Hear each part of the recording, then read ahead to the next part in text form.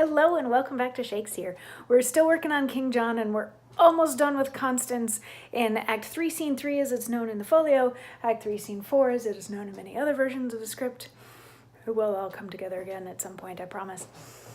So she's not well. She's not well. Her son has been taken prisoner by King John, who kind of sort of told Hubert that he should kill Arthur. She doesn't know that part, but she knows that Arthur has been taken, and she's very certain that she will never see him again. So she was talking about how she wanted to kill herself, and how this is all the fault of the other people, and all of these sorts of things, and how they don't and can't understand her grief, and all that sort of thing. And we got Cardinal Pandolf at the end of yesterday's monologue saying, like, I think you're blowing this out of proportion. And she's like, you have never had a child, so shut your face. And the King of France says, it seems like you're loving your grief like more than you love your child, or at least as much as you love your child. And she says, grief fills the room up of my absent child, lies in his bed, walks up and down with me, puts on his pretty looks, repeats his words, remembers me all of his gracious parts, stuffs out his vacant garments with his form. Then have I reason to be fond of grief?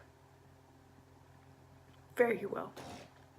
Had you such a loss as I could give better comfort than you do.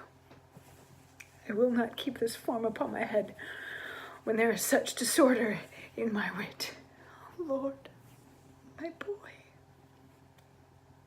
my Arthur, my fair son, my life, my joy, my food, my all the world, my widow comfort and my sorrow's cure.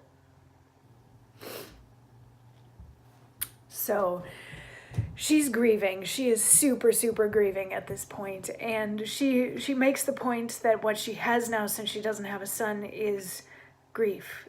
The grief is allowing her to sort of pretend like her son is there, and that's what grief does for a lot of people. It's through the memories and through the smells and through the, you know, all the little triggers that are in the house that remind you of the person that you're grieving.